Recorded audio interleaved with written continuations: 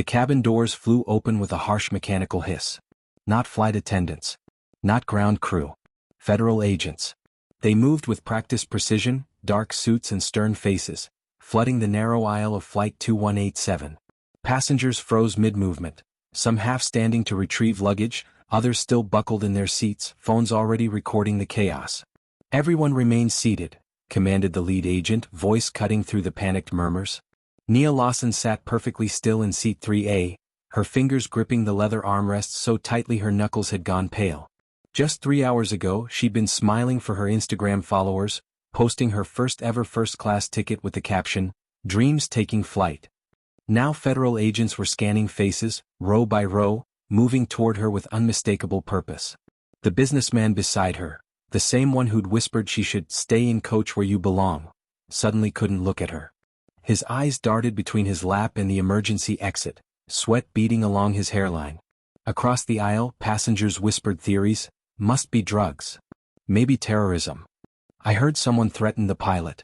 None of them knew the truth.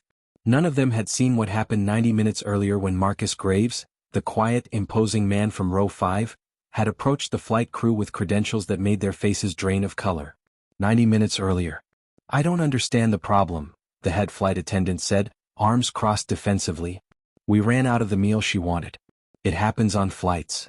Marcus Graves stood immovable in the galley area, his voice low but carrying an authority that made other crew members step back. "You served every white passenger in first class their choice of meal," he said, holding up his phone. "I've been recording the service pattern since we boarded. 23 passengers received their first choice. Only Ms. Lawson received a dinner roll and peanuts." The attendant's smile tightened. "Sir, you can't record on." "I'm not just her security," Marcus interrupted, opening his credential wallet. "I'm also consulting for the Civil Rights Division's Transportation Discrimination Task Force." The color drained from the attendant's face. "This is the second documented case on your airline this month targeting black athletes in first class. The first victim didn't speak up. Ms. Lawson did." The captain appeared then, summoned by a panicked junior attendant. "What seems to be the issue?" Marcus turned his attention to the captain. "Your crew just committed a federal civil rights violation against a passenger under federal protection. I need names, employee numbers, and an incident report filed before we land." The galley fell silent. Then the businessman from 3B appeared, ostensibly heading to the lavatory. He paused, glancing between Marcus and the crew. "Everything all right here?" he asked with false concern. The captain nodded stiffly. "Just a misunderstanding about meal service." The businessman smirked. "Some people just don't know how to be grateful for what they get." Marcus's eyes locked onto him, recognition flashing across his face. "Interesting you'd say that. Those were the exact words used by your flight attendant to Ms. Lawson." The businessman's smirk faltered. "Almost like you two coordinated," Marcus continued. "I wonder what else we'd find if we pulled the passenger manifest and cross-referenced recent flights." The businessman retreated without another word. Now, as federal agents moved through the cabin, Nia's phone vibrated in her hand. A new message appeared on her screen. "Unknown number, you should not have pushed. Some stories don't end well." Her heart hammered against her ribs. She turned to find Marcus, but he was already standing, speaking quietly to one of the agents who nodded with grim understanding. The lead agent reached her row, eyes meeting hers with unexpected gentleness. "Ms. Lawson," he said quietly, "we need to get you off this aircraft first." "What's happening?" she whispered. The agent leaned closer. "The text message you received isn't just harassment. It's connected to 3 other athletes who received similar threats after experiencing discrimination on flights." "Other athletes?" "Yes. All young, black, and suddenly successful. All traveling first class for the first time." The agent's next words made her blood run cold. "This isn't about a meal, Ms. Lawson. We believe you've just exposed a coordinated intimidation network targeting rising black talent across the country. Have you ever wondered how many talented people gave up their dreams because someone made them feel they didn't belong? If this story resonates with you, hit that like button right now and comment, 'Standing Tall,' to show you're against intimidation tactics. Because what happened next on that Denver tarmac would change everything about how we understand racism in America's most exclusive spaces." 24 hours before federal agents stormed Flight 2187, Nia Lawson stood in her childhood bedroom in Baton Rouge, staring at a first-class ticket that felt foreign in her hands. The walls around her told her story, Faded blue ribbons from elementary school field days, newspaper clippings from high school track meets, and a single gold medal from the state championships that changed everything. Her mother had framed that medal, hanging it beside Nia's college acceptance letter. 2 impossible dreams they'd achieved together. "You sure you packed everything?" Monique Lawson appeared in the doorway, worry lines creasing her forehead despite her smile. "Yes, Mama," Nia said, carefully tucking the ticket into her passport holder. "Triple-checked." Monique stepped into the room, straightening the collar of Nia's jacket, a nervous habit from when Nia was small. "First class. My baby in first class." There was pride in her voice, but something else too. Fear maybe. The same fear she'd shown when Nia started winning races against white girls from private schools. The same fear when college scouts started showing up at their modest home. "The brand is paying for everything," Nia reassured her. "Hotel, meals, transportation." "I know, baby. Just..." Monique hesitated. "Remember what I taught you." Nia nodded, knowing exactly what her mother meant. The unwritten rules. Don't be too loud. Don't draw attention. Be twice as polite, twice as patient, twice as perfect. Rules for surviving in spaces not built for you. "I'll be fine, Mama. It's just a meeting about sponsoring my training for Olympic qualifiers." Her father appeared behind her mother, his work boots still on, having rushed home from his construction site to see her off. "My star," he said, voice gruff with emotion. "Going to California to meet with big shots." He'd worked 12-hour days for 20 years, building houses he could never afford, to give Nia opportunities he never had. Now she was flying first class to Los Angeles because people believed her legs could carry her to gold medals and magazine covers. "It's just a meeting, Daddy," she said, downplaying it the way she always did, afraid to hope too loudly. "Not just a meeting," he corrected, pulling a small box from his pocket. "It's your future." Inside was a delicate gold chain with a tiny runner pendant. "Been saving up," he explained. "Figured you should look the part when you meet those executives." Nia's eyes welled with tears as he clasped it around her neck. The pendant rested against her collarbone, a weight of expectations, of sacrifices, of dreams bigger than their 2-bedroom house. The Baton Rouge Regional Airport hummed with morning travelers as Nia checked her single suitcase. Marcus Graves waited near security, his presence unexpected. "The brand sent you?" she asked, surprised. "Standard procedure for their athletes," he explained, though something in his tone suggested otherwise. Nia had assumed she'd be traveling alone.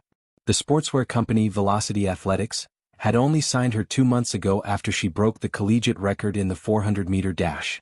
The contract wasn't huge by professional standards, but to a girl whose family clipped coupons and bought clothes from discount stores, it felt monumental. "They didn't mention security," she said as they cleared TSA. Marcus smiled slightly. "They prefer talent protection specialist. Less intimidating." He carried himself with the quiet confidence of someone who'd seen real danger. Back straight, eyes constantly scanning, movements efficient. Yet there was kindness in his face when he spoke to her. "First time in first class?" he asked as they waited at the gate. Nia nodded, embarrassment coloring her cheeks. "That obvious?" "Nothing wrong with firsts," he said. "I remember mine." "You fly a lot?" "Military then private sector. Spent time in places where flying was the only way in or out." She wanted to ask more, but boarding began. Marcus stayed a few steps behind as she presented her ticket, noticing how the gate agent's eyes widened slightly, gaze flicking between the first-class boarding pass and Nia's casual clothes. Nice but not designer, her only concession to luxury the new running shoes Velocity had sent. "Enjoy your flight, Ms. Lawson," the agent said, tone neutral but eyes questioning. The jetway stretched before her like a threshold between worlds. With each step, Nia felt the weight of her parents' hopes, her own dreams, and the nagging voice that whispered she was an imposter. When she stepped onto the plane, the first-class cabin gleamed with privilege, wide leather seats, flight attendants offering pre-departure champagne, passengers who looked like they belonged in magazine spreads. 3A, the attendant directed, barely making eye contact. Nia found her window seat, stowing her backpack carefully beneath the seat in front of her. The businessman in 3B glanced up from his laptop, a flicker of surprise crossing his face before he returned to his screen without acknowledgement. She settled into the seat, marveling at the legroom, the plush headrest, the personal screen larger than her laptop at home. She took a photo for her parents, then one for Instagram, careful to capture just the seat, not her face with its mixture of excitement and anxiety. Marcus passed by, heading to his seat in row 5, giving her a reassuring nod. As other passengers boarded, Nia noticed the subtle looks, quick glances that assessed and dismissed her. The flight attendant who had greeted other first-class passengers by name merely nodded at her before moving on.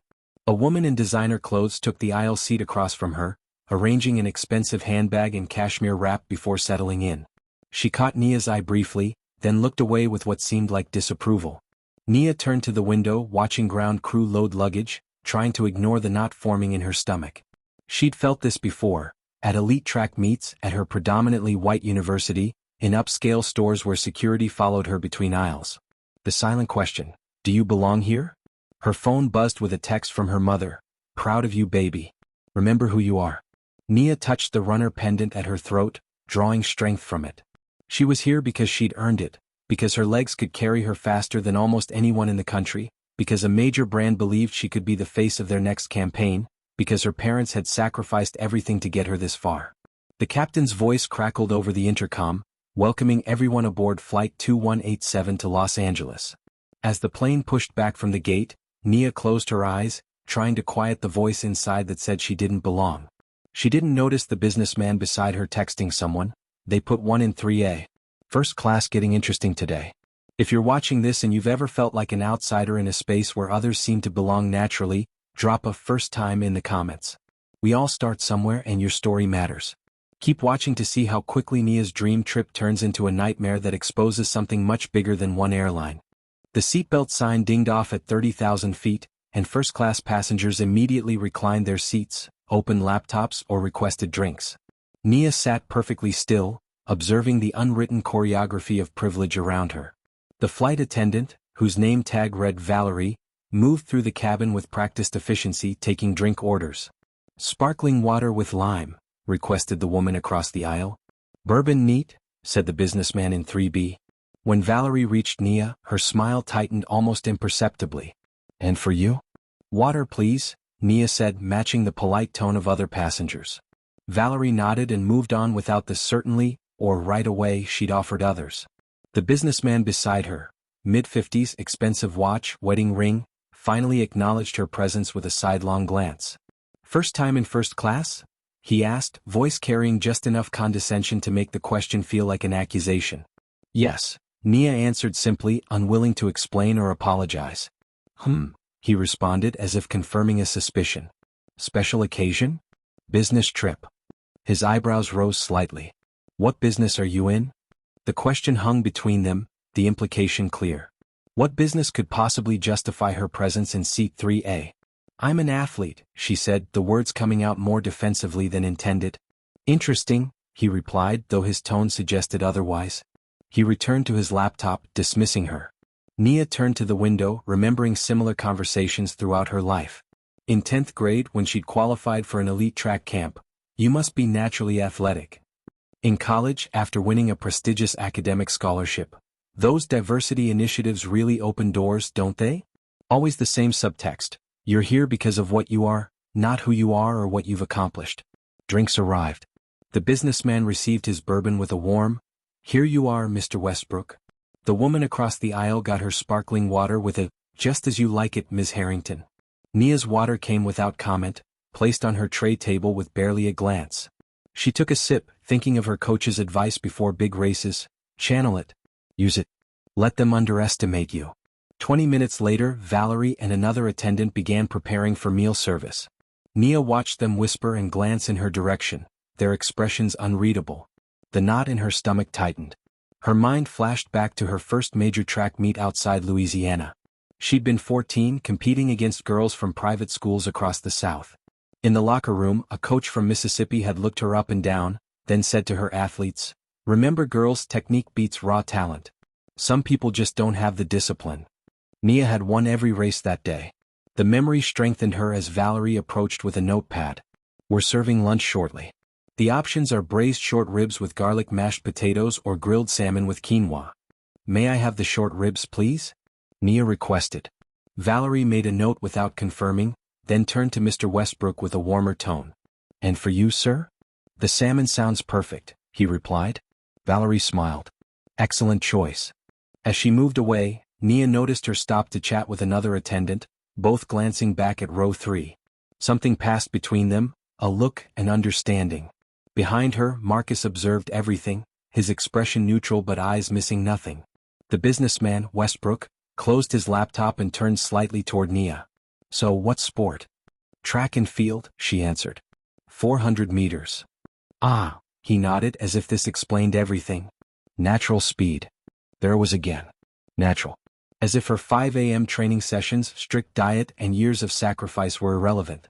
As if her success came from biology, not dedication. Actually, she said carefully, it's mostly about discipline and training. Westbrook smiled thinly. Of course. Though some people do have advantages in certain sports. Before Nia could respond, a commotion from the galley drew attention. A passenger had spilled wine on his shirt, and both attendants rushed to help, dabbing the stain, offering club soda, apologizing profusely.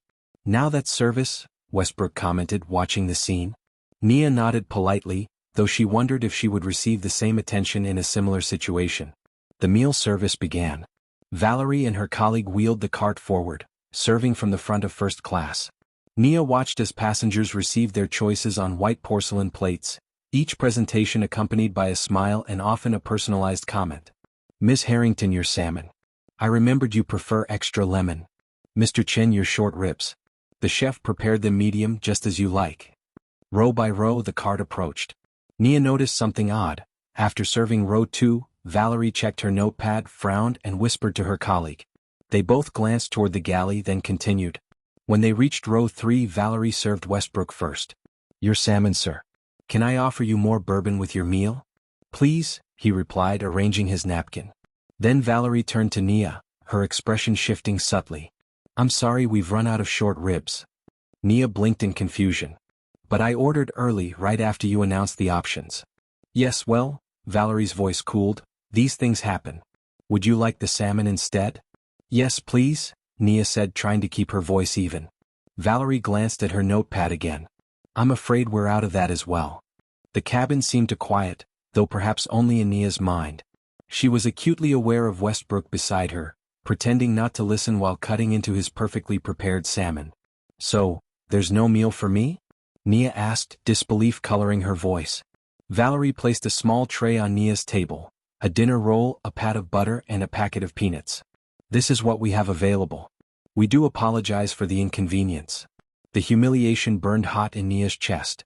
Every other passenger in first class had received their choice of meal. Only she sat with a dry roll and peanuts. I don't understand, she said quietly. How did you run out of both options before reaching my seat? Valerie's smile tightened. We do what we can. Please be grateful. Be grateful. The words hit Nia like a physical blow. Be grateful for crumbs. Be grateful for the seat. Be grateful you're here at all.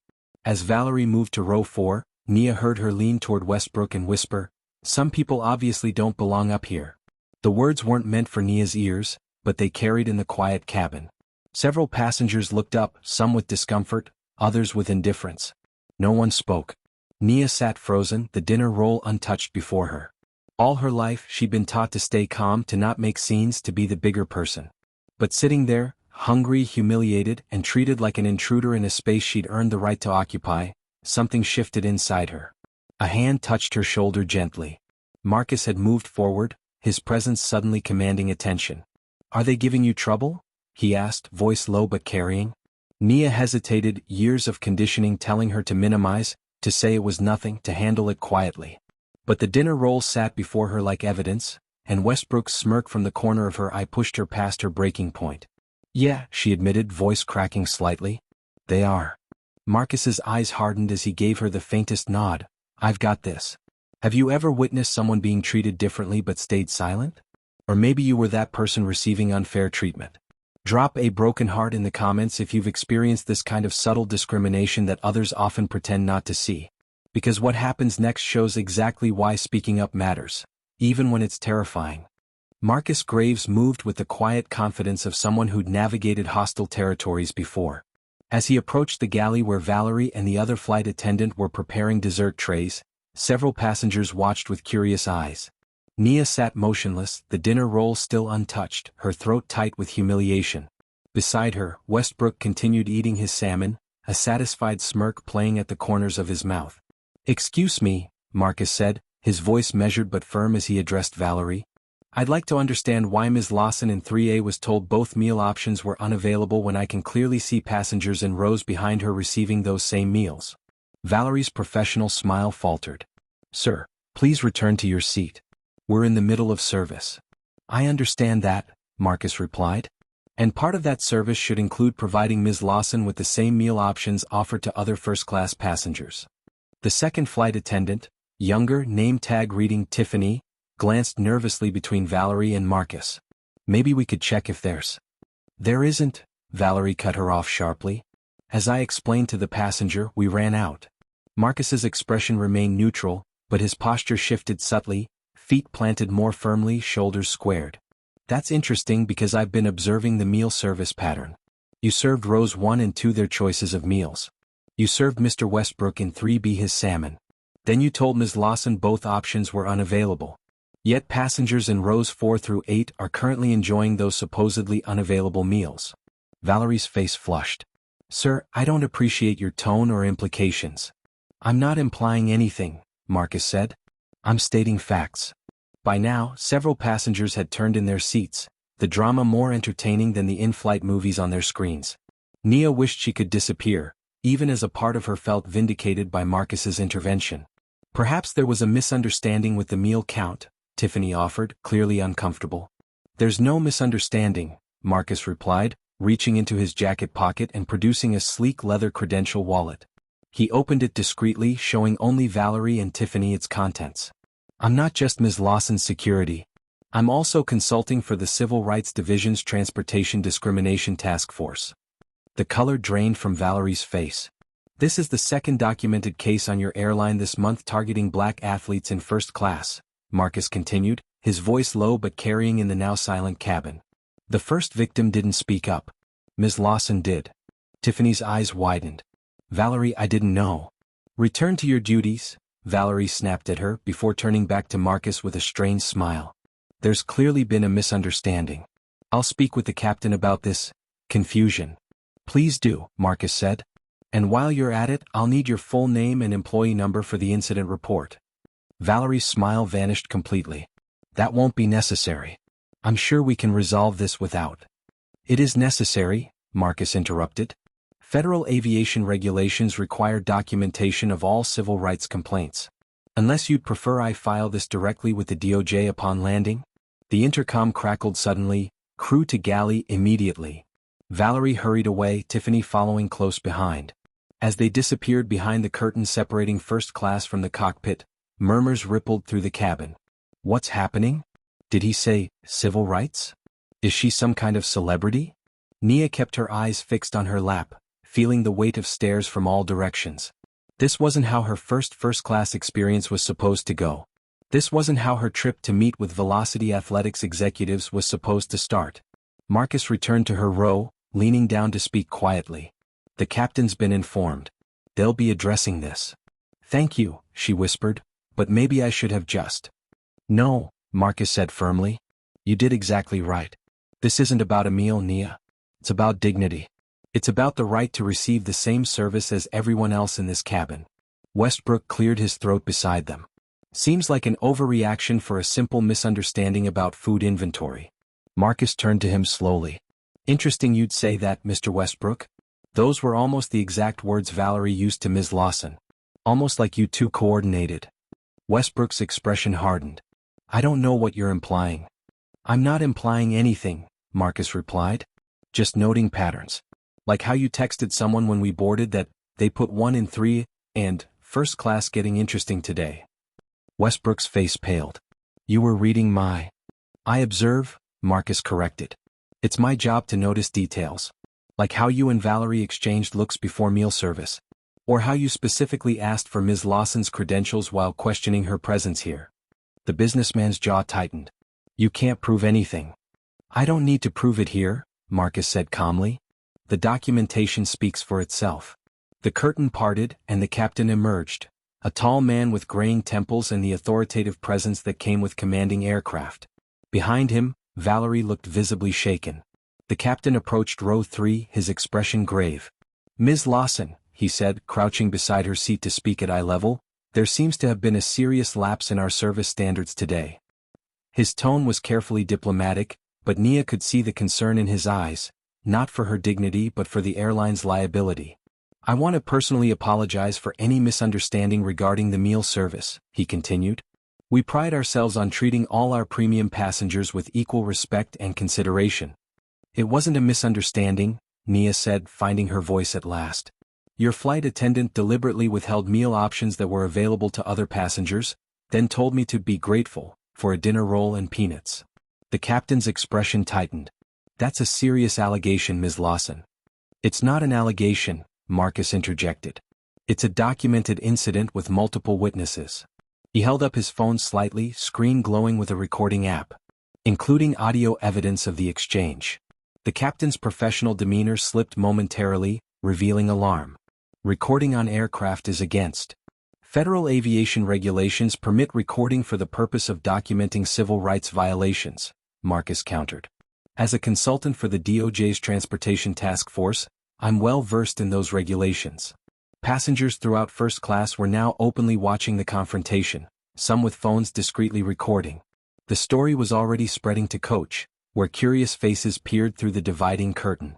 I see, the captain said tightly. In that case, we'll ensure Ms. Lawson receives proper meal service immediately.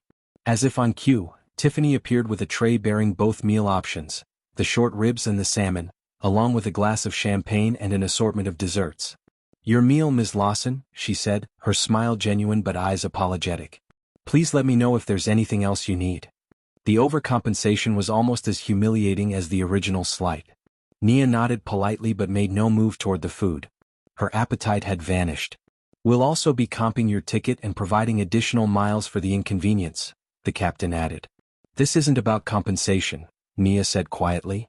This is about being treated like I don't belong in this seat, despite having the same ticket as everyone else. The captain nodded stiffly. I understand. Rest assured we'll be addressing this internally with our crew. As he turned to leave, Westbrook spoke up. Captain, this whole situation has been blown out of proportion. I was sitting right here and it was clearly just a mix-up with the meal count. The captain looked relieved at the support. Thank you, Mr. Westbrook. We appreciate your understanding. Of course, Westbrook replied smoothly. Some people are just looking for problems where none exist. The implication hung in the air, heavy and unmistakable. Nia felt her cheeks burn with anger and shame. Marcus stepped forward again. Captain, I'd like Mr. Westbrook's statement included in the incident report, along with his earlier comment that Ms. Lawson should have stayed in coach where she belongs. Westbrook's face darkened. I never said. Multiple passengers heard you, Marcus interrupted, including the woman in 2C who just recorded you attempting to dismiss a documented civil rights violation. All eyes turned to seat 2C, where an older woman with silver hair nodded firmly.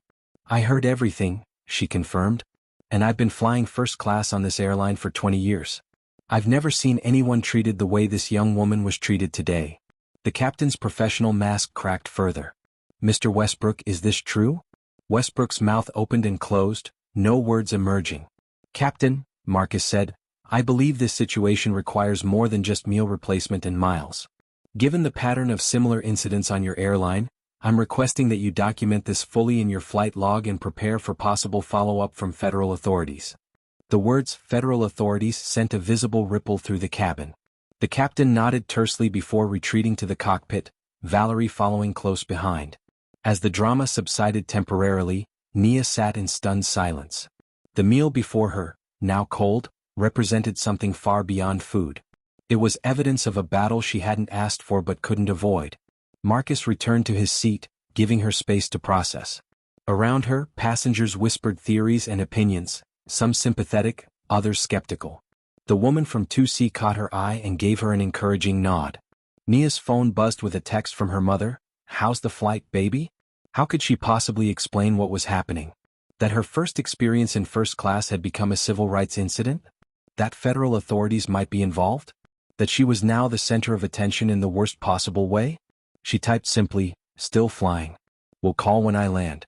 As she put her phone away, she noticed Westbrook texting rapidly, his face tight with anger. She couldn't see the message, but his expression sent a chill through her. This wasn't over. If you've ever stood up against unfair treatment, or wish someone had stood up for you, drop a raised fist in the comments. The next part of this story reveals how what seemed like one isolated incident on a plane connects to something much darker happening across the country. And trust me, you won't believe who's really behind it all. The tension in first class remained palpable as the flight continued westward. Nia picked at the short ribs, now cold and unappetizing, more for appearance than hunger. The meal that had been worth fighting for now tasted like ash in her mouth. Westbrook had fallen into a stony silence beside her, occasionally shooting venomous glances her way while continuing to text someone. Across the aisle, the woman from 2C, who had introduced herself as Dr. Eleanor Blackwell, a retired sociology professor, kept a protective eye on the situation. Valerie had disappeared entirely, replaced by Tiffany, who now handled the first-class cabin with nervous efficiency. Each time she approached Nia's row, her smile became strained, her hands slightly trembling. "Can I get you anything else, Ms. Lawson?" Tiffany asked for the third time in 30 minutes. "I'm fine, thank you," Nia replied quietly. As Tiffany moved away, Nia felt a presence beside her seat. Marcus had returned, his expression unreadable. "May I?" he asked, gesturing to the empty space beside her where Westbrook had gone to the lavatory. Nia nodded, grateful for the momentary reprieve from her seatmate's hostility. "How are you holding up?" Marcus asked, his voice low enough that only she could hear. "I don't know," she admitted. "Part of me wishes I'd just eaten the dinner roll and stayed quiet." Marcus studied her face. "That's how they win, you know. They count on silence." "They? People who believe certain spaces belong only to them," he said. "First class, executive boardrooms, country clubs, prestigious universities. They create invisible barriers, small humiliations, subtle messages that you don't belong, hoping you'll remove yourself to avoid discomfort." Nia thought of all the times she'd swallowed similar treatment. The sales associate who followed her through department stores, the professor who expressed surprise at her academic performance, the track officials who checked her ID multiple times while white athletes walked through unchallenged. "But it was just a meal," she whispered, still struggling with the magnitude of what had happened. "It's never just a meal," Marcus replied. "Just like it's never just a traffic stop or just a job interview or just a loan application. These moments compound. They're designed to." He glanced toward the lavatory where Westbrook was still occupied. "There's something you should know," Marcus continued. "Velocity Athletics didn't just send me as routine security. They specifically requested I accompany you after what happened to Darnell Washington."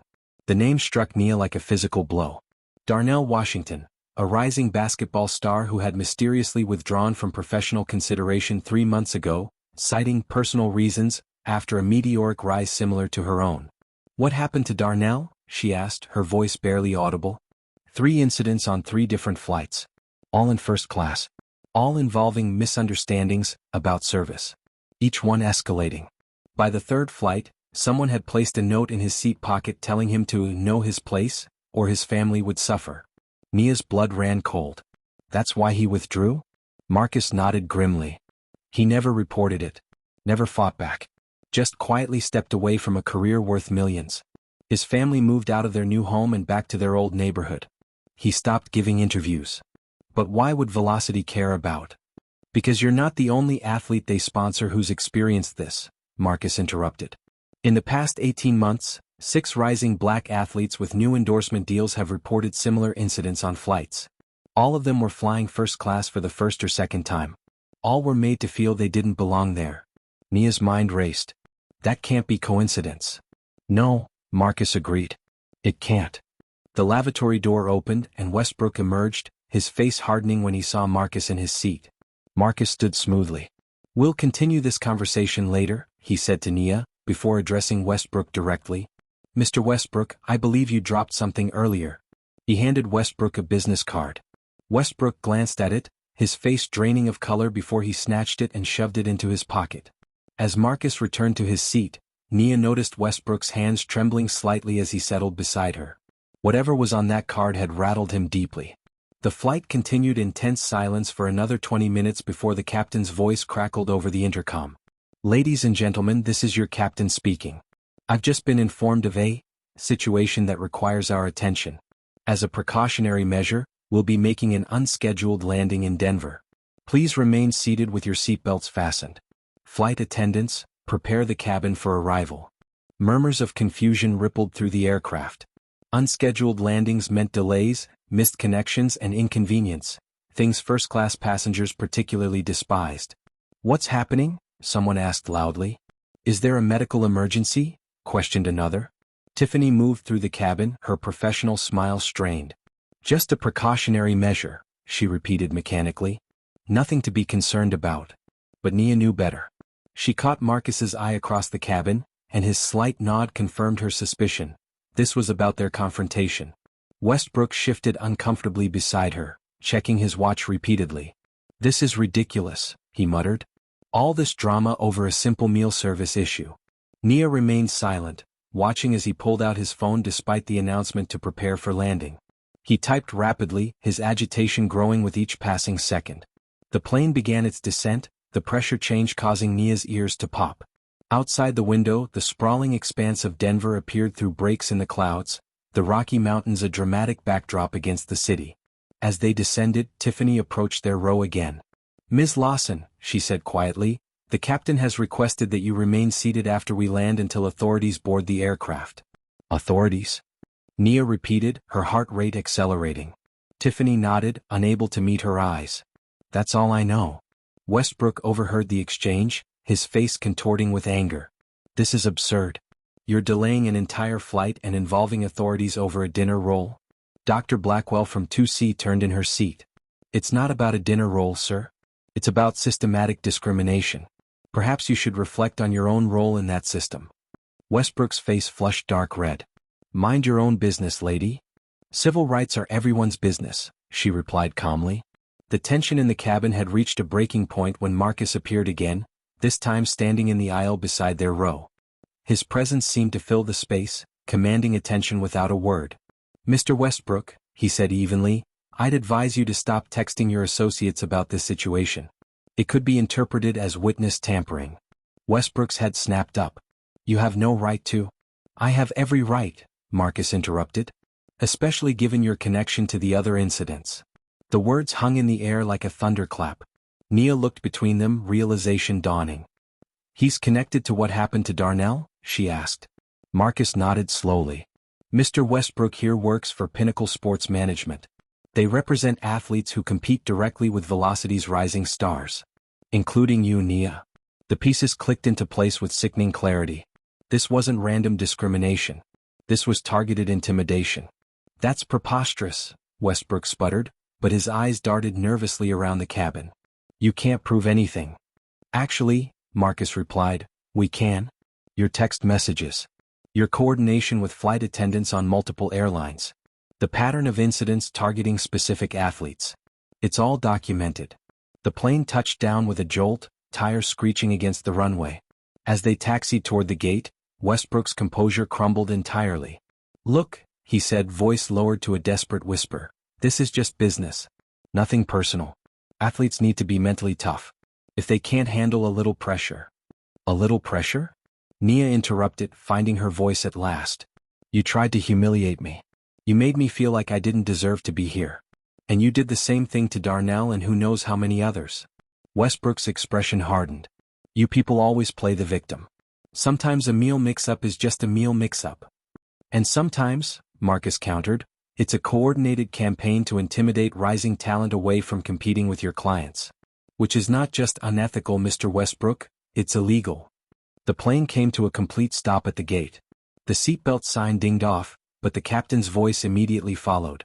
"Ladies and gentlemen, please remain seated. We have authorities boarding the aircraft who need to speak with specific passengers.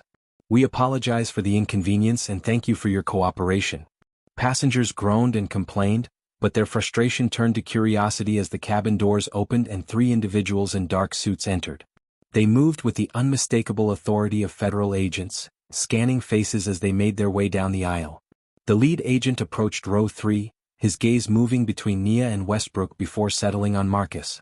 "Mr. Graves," he acknowledged with a professional nod. "Situation. Confirmed pattern," Marcus replied cryptically. "Subject received threatening communication during flight." The agent's expression darkened. "Ms. Lawson, I'm Special Agent Terrence Carter with the FBI.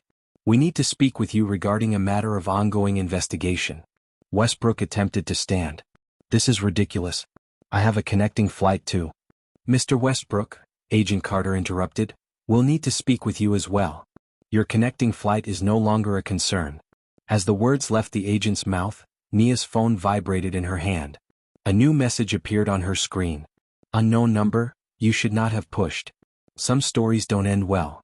She showed it to Agent Carter, whose expression hardened further. Mr. Westbrook, he said, voice dropping to a dangerous register, please surrender your phone immediately.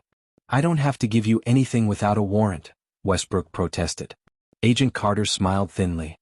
Actually, sir, under federal aviation security protocols, we have every right to seize potential evidence of threats made during flight. Your phone, please. As Westbrook reluctantly handed over his device, Nia realized this had escalated far beyond a meal service incident. This was about power, about who gets to occupy prestigious spaces, about who deserves success. And for perhaps the first time in her life, the power dynamics had shifted in her favor. If you've ever wondered why some talented people suddenly disappear from the spotlight, drop AIs in the comments. The truth behind this story goes deeper than one flight, one athlete, or even one industry. Keep watching to discover the shocking network that's been operating in plain sight for years. The Denver International Airport hummed with activity as Nia sat in a private conference room, a cup of untouched coffee cooling before her. The sterile space, all beige walls and functional furniture, felt surreal after the intensity of the flight. Across from her, Agent Carter reviewed notes on his tablet while Marcus stood by the window, his silhouette framed against the mountain backdrop. Two other agents had taken Westbrook to a separate room for questioning. Ms. Lawson, Agent Carter finally said, looking up from his device, I want to thank you for your cooperation. I know this isn't how you plan to spend your day. Nia managed a weak smile. Definitely not in my itinerary. What Mr. Graves may have already told you is part of a larger investigation we've been conducting for the past 8 months, Carter continued. We believe you inadvertently exposed a sophisticated intimidation network targeting rising black athletes across multiple sports. The words hung in the air, too enormous to process fully. Nia glanced at Marcus, who nodded in confirmation. I don't understand, she said. Why would anyone go to such lengths over sports? Agent Carter leaned forward. It's not just about sports, Ms. Lawson. It's about money, influence, and maintaining certain power structures. The athletes being targeted share specific characteristics. They're young, black, from modest backgrounds, and poised for major commercial success that would disrupt existing endorsement hierarchies. He pulled up a series of photographs on his tablet, turning it toward her.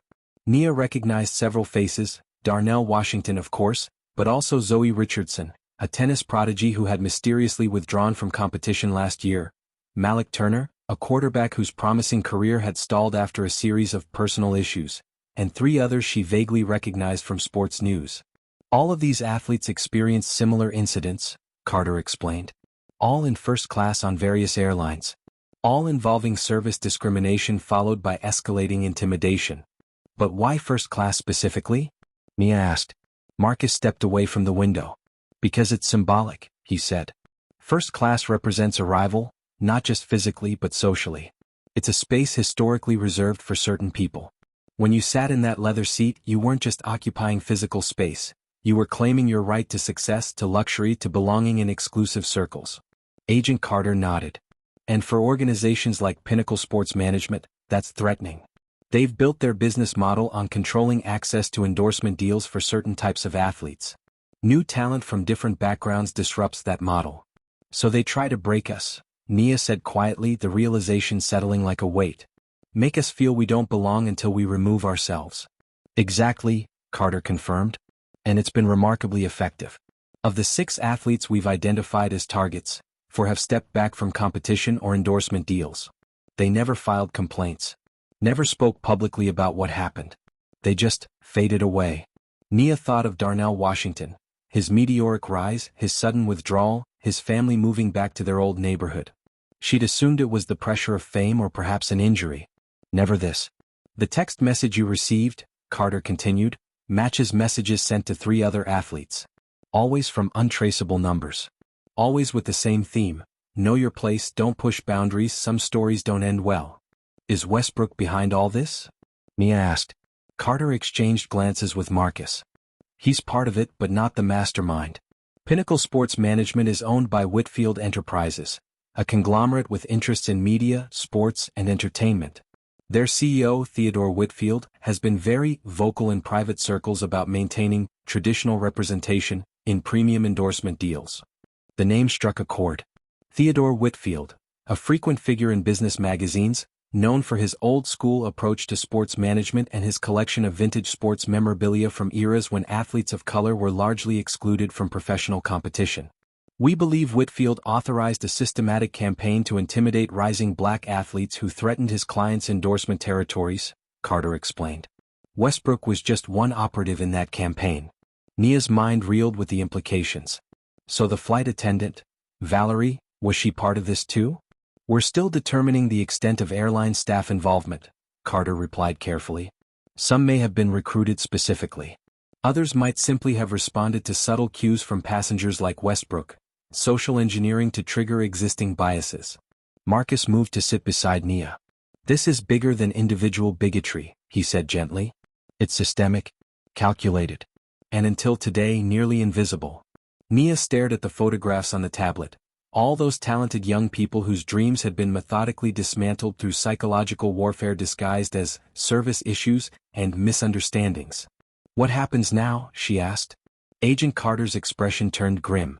That depends partly on you, Ms. Lawson. We have enough evidence to pursue charges against Westbrook for witness intimidation and possibly civil rights violations. But building a case against Whitfield and the broader network would be stronger with your testimony. The weight of the decision pressed on her. Testifying meant publicity, scrutiny, potentially becoming the face of a case that would attract attention from every corner of the sports world. It meant delaying her training, possibly jeopardizing her Olympic qualifying timeline. If I don't testify? She asked quietly. We still proceed with the investigation, Carter assured her. But these cases are difficult to prove without first-hand accounts from targets.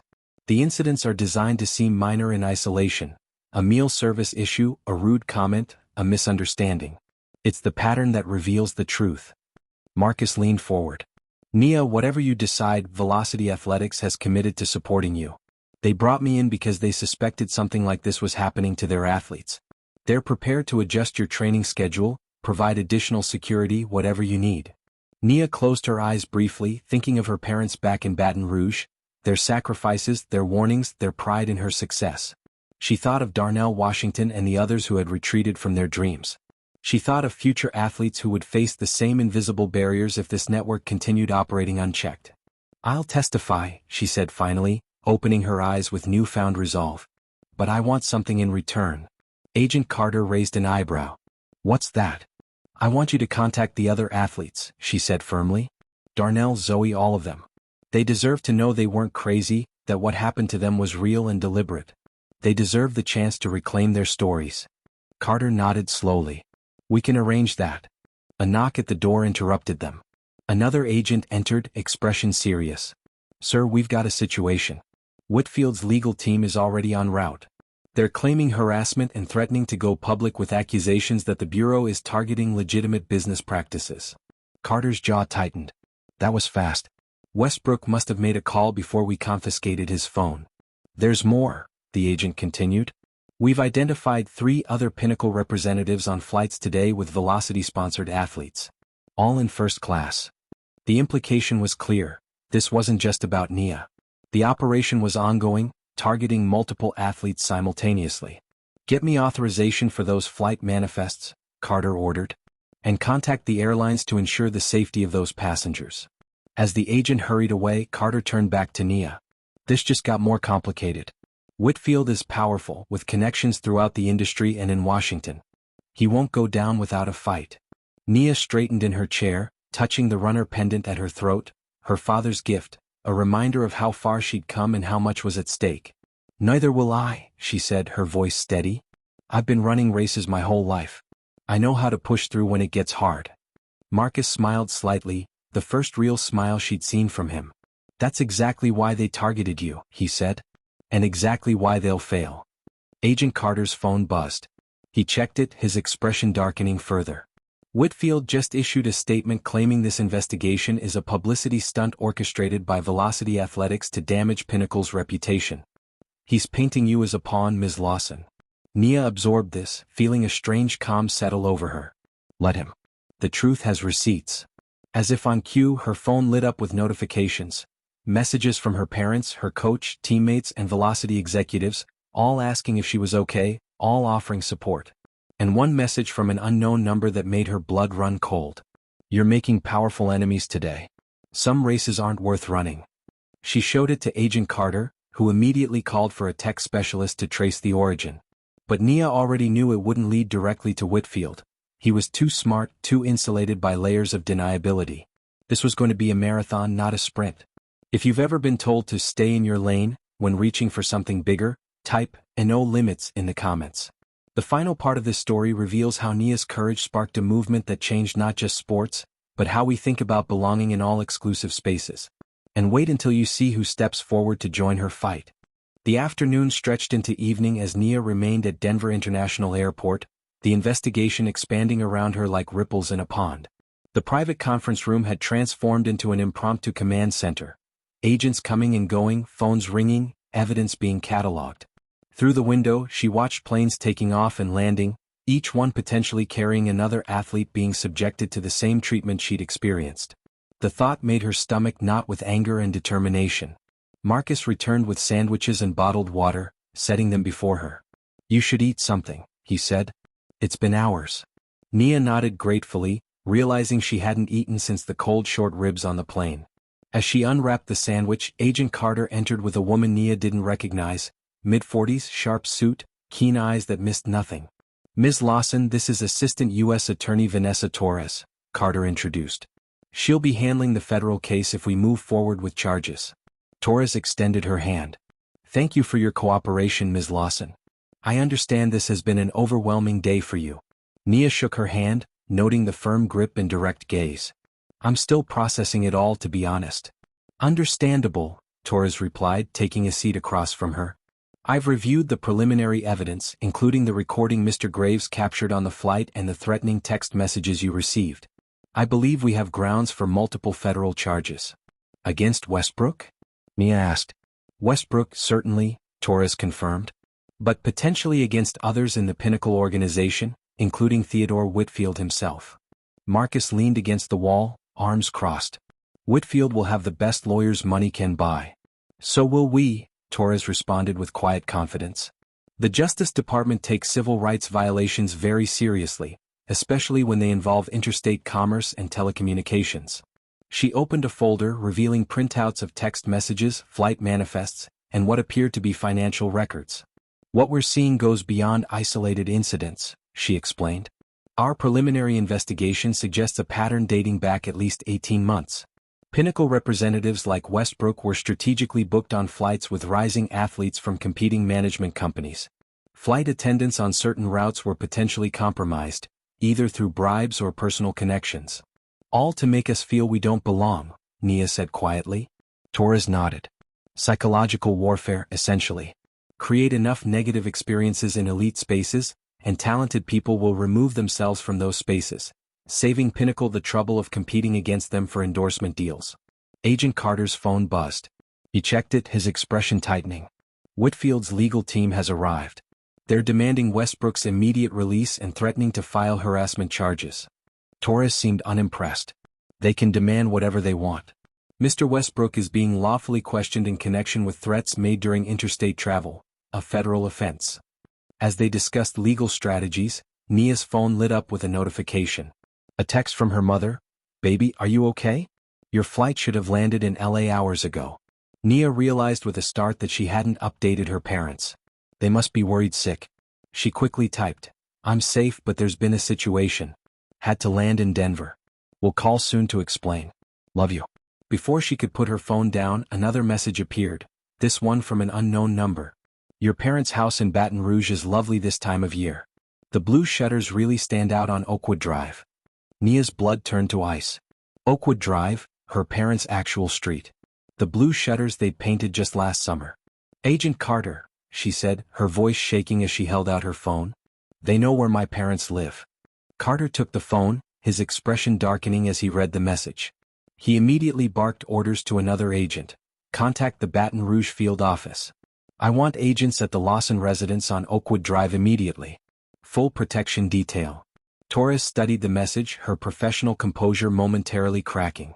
This escalates things significantly. We're now looking at explicit threats against family members.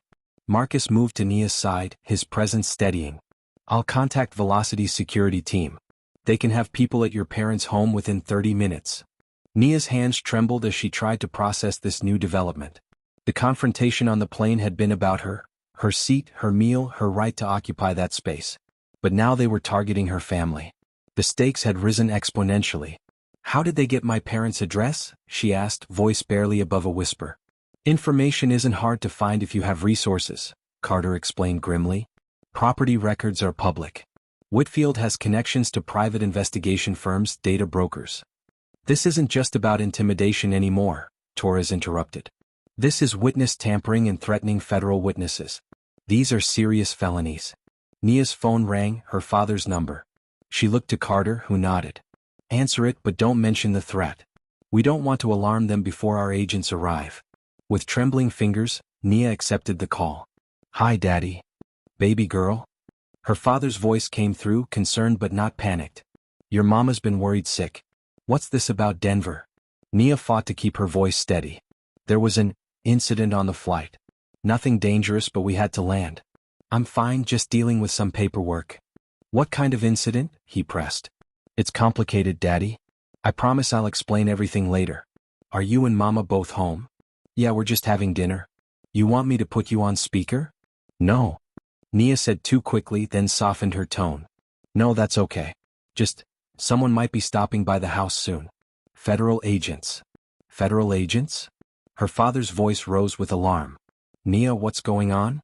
It's just a precaution, she assured him, making eye contact with Carter, who nodded encouragingly. They need to ask some questions about what happened on the flight. Nothing to worry about. She could hear the skepticism in her father's silence, but he didn't push. All right, baby. You know we trust you. Just be safe, you hear? I will, Daddy. I love you both. We love you too, Star. As she ended the call, Nia felt tears threatening. The endearment, Star, had been her father's nickname for her since she was small. Now it carried the weight of everything at stake. Carter was already on another call.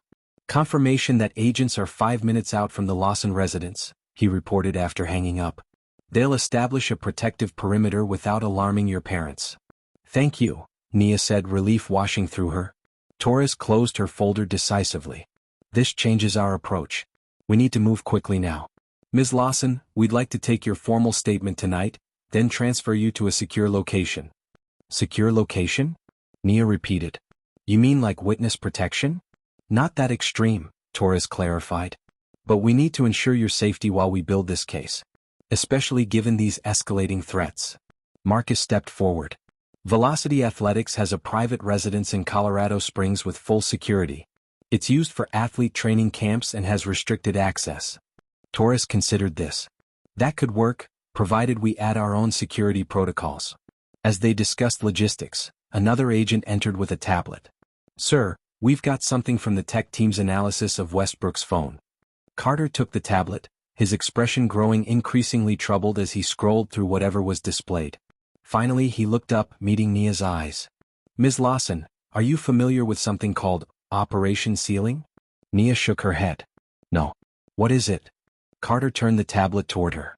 On the screen was a spreadsheet with dozens of names. Athletes across multiple sports, all color-coded and categorized. Beside each name were dates, flight numbers, and status updates. Nia recognized several names, including her own, highlighted in red with today's date and flight number. This appears to be Pinnacle's tracking system for their intimidation campaign, Carter explained. They called it Operation Ceiling, presumably referring to the glass ceiling they were trying to maintain. Nia scanned the list, her horror growing. There were far more names than the 6 athletes Carter had mentioned earlier, at least 30 spanning basketball, track and field, tennis, swimming, and even golf. All these people were targeted? She asked, voice hollow. According to this document, yes, Carter confirmed. Some repeatedly. The color coding seems to indicate status. Green 4 neutralized, yellow 4 in progress, red 4 priority targets. Nia found her name in the red section, along with 5 other athletes. All from backgrounds similar to hers, young, black, from modest means, recently signed to competing management companies. There's more, Carter continued, swiping to another document.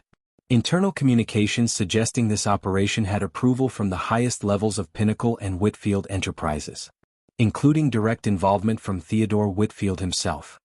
Torres leaned forward, studying the evidence with intense focus. This is exactly what we needed.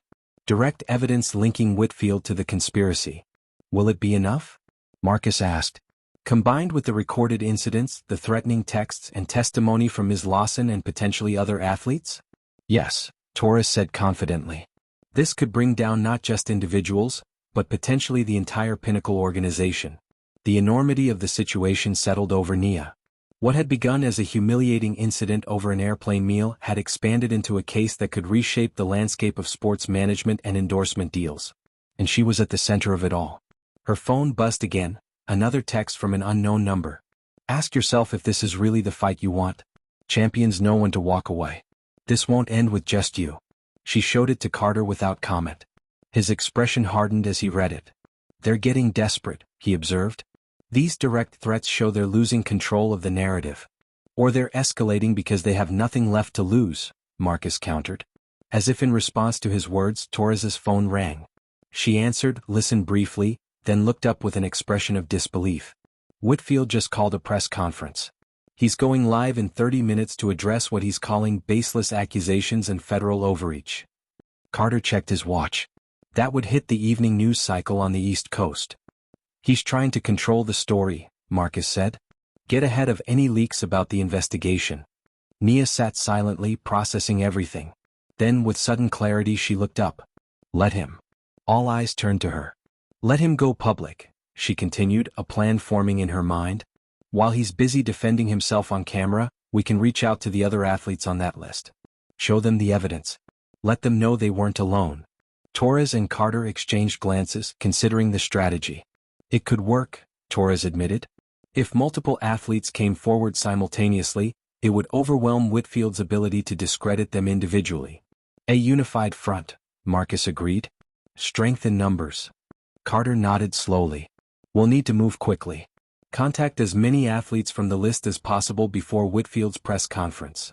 As they mobilized around this new plan, Nia felt a strange calm settle over her. The path ahead would be difficult, potentially dangerous. But for the first time since this ordeal began, she felt something powerful taking shape, not just a legal case but a movement. Her phone buzzed one more time. Expecting another threat, she was surprised to see a message from Dr. Eleanor Blackwell, the woman from Seat 2C. Ms. Lawson, I've been following the news about your diverted flight. As a retired civil rights attorney and someone who witnessed what happened today, I want you to know, you're not alone in this fight. When you're ready to tell your story, I'm ready to help.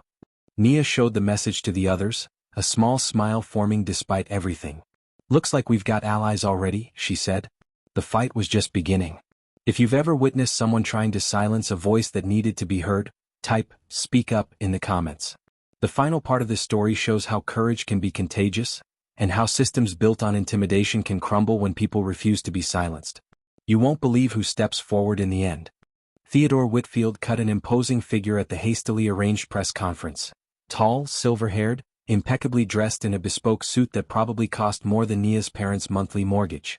Standing before a backdrop emblazoned with the Pinnacle Sports Management logo, he projected confidence and righteous indignation as cameras flashed. Nia watched the live stream from the secure conference room, surrounded by federal agents, Marcus and attorney Torres. On a separate screen, a team of agents worked phones and computers, reaching out to athletes identified on Westbrook's list. Ladies and gentlemen of the press, Whitfield began, his deep voice carrying the polished cadence of old money in private schools. I've called this conference to address disturbing developments that threaten not only my company but the integrity of the sports management industry as a whole. He paused for effect, surveying the assembled reporters with practiced gravity.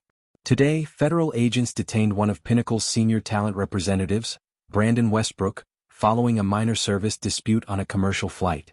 This detention, conducted without warrant or probable cause, represents a shocking overreach by federal authorities and appears to be part of a coordinated attack on Pinnacle orchestrated by our competitors.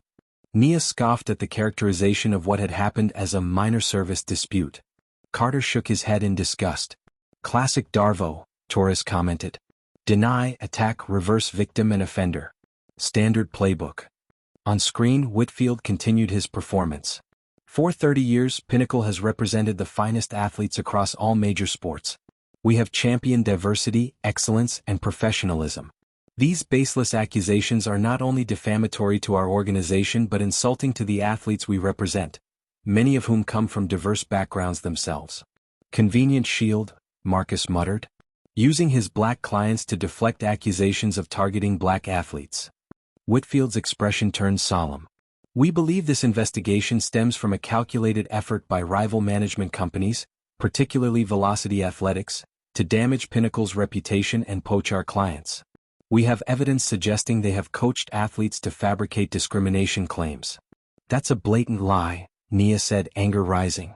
I never even spoke to Velocity about what happened until after we landed. Torres made a note. That's actionable defamation. Add it to the list. On the second screen, an agent gave a thumbs up, the first successful contact with another athlete from the list. Then another. And another. The operation to reach out was gaining momentum. Meanwhile, Whitfield had moved to the offensive. I want to address directly the young athlete at the center of today's incident. Ms. Lawson, if you're watching, you are being used as a pawn in a corporate game much larger than yourself. Your athletic career and reputation will suffer irreparable damage if you continue down this path. It's not too late to clarify that this was all a misunderstanding. The thinly veiled threat made Nia's blood boil. Before she could respond, her phone buzzed with an incoming call, a number she didn't recognize. Should I answer? She asked Carter. He nodded. Put it on speaker. Nia accepted the call. Hello. Is this Nia Lawson? A male voice, hesitant but determined. Yes, who's this? Darnell Washington. The name sent a jolt through the room. The FBI just contacted me about what happened on your flight today. They said the same people who came after me came after you. Nia's heart raced. Yes, that's right. A pause, then, they showed me the list. All those names. All those athletes.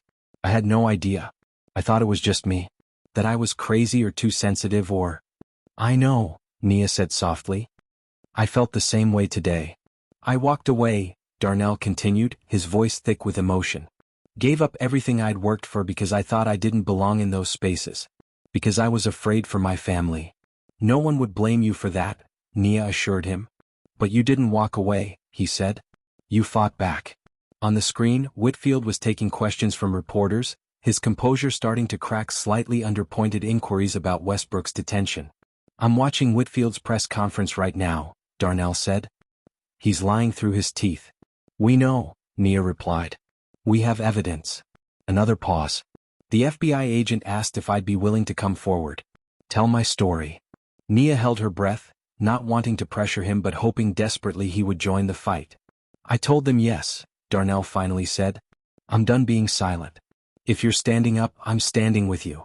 Relief and gratitude washed over Nia. Thank you, Darnell. No, he countered firmly. Thank you. For being braver than I was. As the call ended, Carter received an update from his team. 4 more athletes have agreed to provide statements. 2 are flying in tomorrow morning. Torres nodded approvingly. The case is getting stronger by the hour. On screen, a reporter was pressing Whitfield about the specific allegations. Mr. Whitfield, sources suggest this investigation involves systematic discrimination against black athletes in first-class cabins. Can you address these claims directly? Whitfield's confident facade slipped momentarily, revealing a flash of genuine anger before he composed himself. Those allegations are not only false but offensive. As I've stated, Pinnacle represents athletes of all backgrounds. This is clearly a smear campaign. Another reporter jumped in. We've received information that federal authorities have evidence linking Pinnacle to something called Operation Ceiling. Can you comment on what that might be? The color drained from Whitfield's face. He hadn't expected that question. His eyes darted to someone off camera, likely a lawyer, before he responded stiffly. I'm not familiar with any operation by that name. Pinnacle conducts all its business ethically and legally. He's rattled, Marcus observed. Someone leaked the operation name to the press. Carter's phone buzzed. He checked it then looked up with surprise. It wasn't a leak. Dr. Blackwell from the flight. She just issued a statement as a witness and mentioned the operation name. She's a former civil rights attorney with the Southern Poverty Law Center. Nia remembered the silver-haired woman who had defended her on the plane. She said she wanted to help. On screen, Whitfield was losing control of the narrative as more reporters shouted questions about Operation Ceiling and discrimination allegations. His lawyer stepped to the microphone. Mr. Whitfield has no further comments at this time.